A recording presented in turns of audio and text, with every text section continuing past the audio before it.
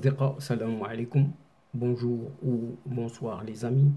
J'espère que vous allez bien partout où vous vous trouvez. En tout cas, c'est ce que je vous souhaite et surtout pour le meilleur des cas. Bienvenue sur votre chaîne Bled Maghribia. Et merci une nouvelle fois de nous recevoir chez vous et parmi vous. Pour moi, je suis content et heureux de vous retrouver à travers cette 322e vidéo qui vient vers vous pour vous proposer votre CQF débat habituel, c'est-à-dire ce qui fait la petite discussion entre nous à bâton rompu, comme on dit.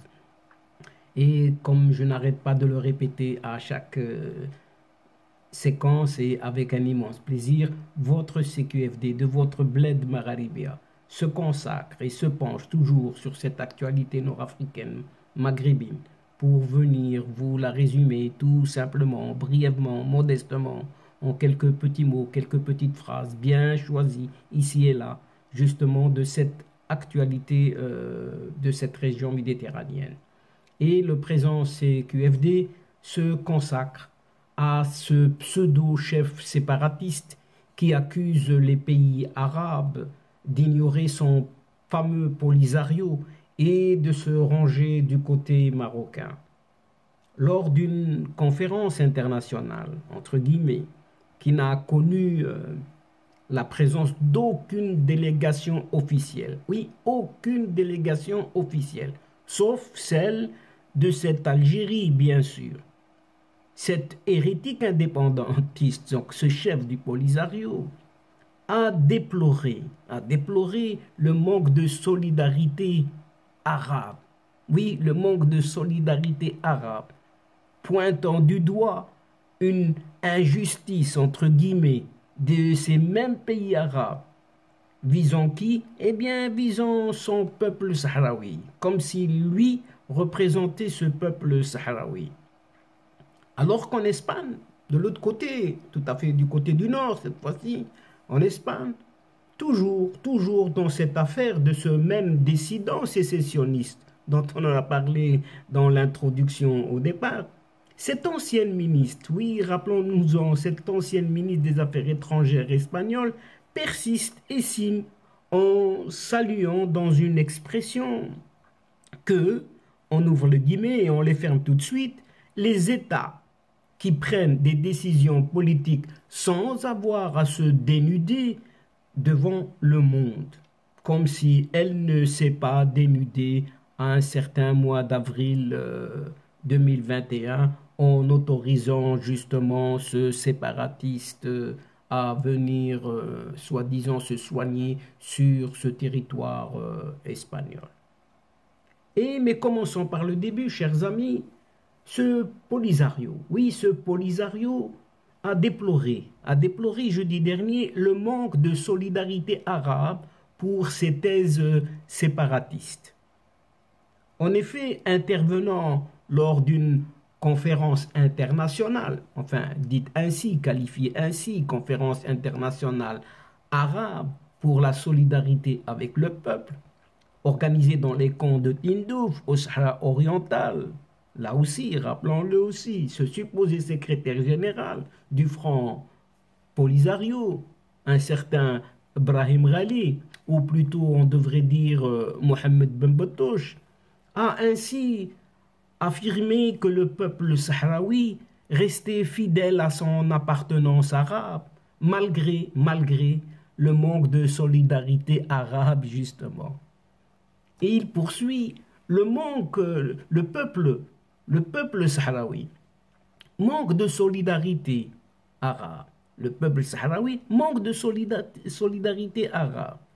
Ses frères et sœurs l'ont nié, mais il est resté fidèle à son appartenance et attend un geste sage et une noble position humanitaire, a-t-il enchaîné en clôture de cette rencontre.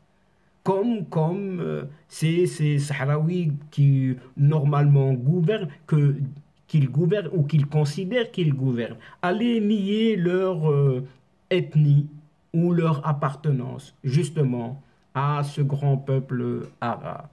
Et ce rallye, décidément, ce rallye Bambotoche, a reconnu lui-même les difficultés pour transformer les positions des pays arabes, en estimant que la conférence internationale sera un autre pas de géant vers un objectif qui peut sembler difficile, mais qui n'est pas impossible. Décidément, il souffle le chaud et le froid. Il a également accusé implicitement les pays arabes d'ignorer purement et simplement son front Polisario, en estimant que le conflit entre frères n'est pas résolu en ignorant ou en se rangeant du côté d'un frère aux dépens de l'autre, mais en s'appuyant sur la vérité, la justice et la légitimité. Cet effacé, décidément, cet effacé secrétaire général, il s'annonce ainsi de ce Polisario, a comparé le conflit du Sahara marocain avec celui de la Palestine. Pas moins que ça, expliquant que l'injustice,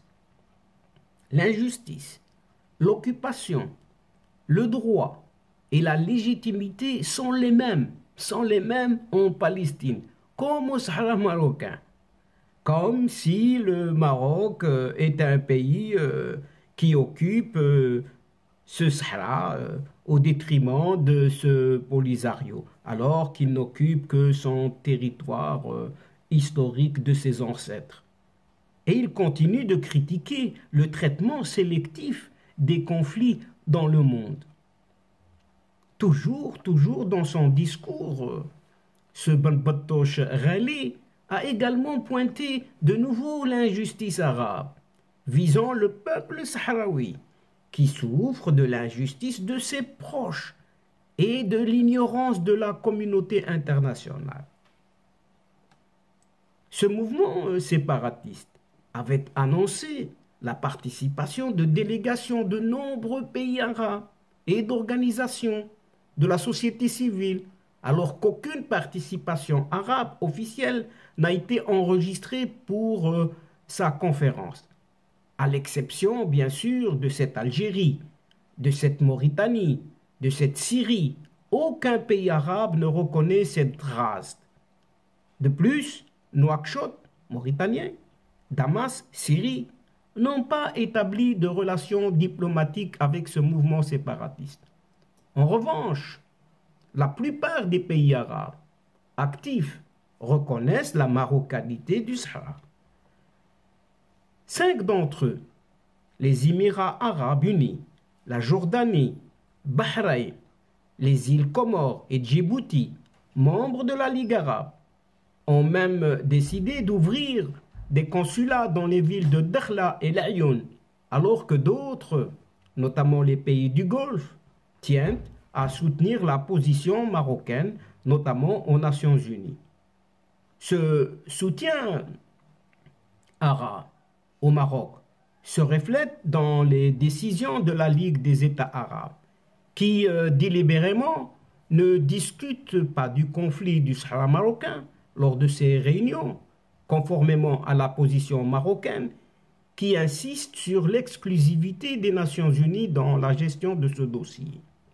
À rappeler aussi que la Ligue arabe avait auparavant envoyé une correspondance à ses États membres pour l'adoption de la carte complète du Maroc lors des réunions. Certaines sources ont indiqué que la position arabe de soutien au Maroc, donc dans le conflit du Sahara marocain, serait même à l'origine du report du sommet arabe qui devait se tenir en mars en cette même Algérie qui soutient ce Polisario mordicus.